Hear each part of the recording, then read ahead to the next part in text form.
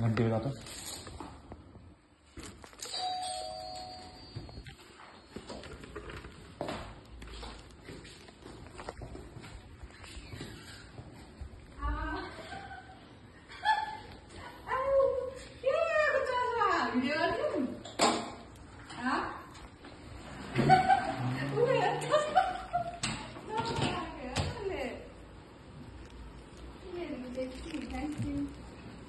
ए लगी तिमीलाई लगाई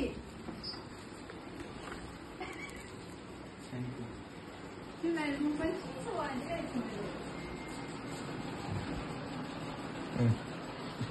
मैं घर पहुंच गया।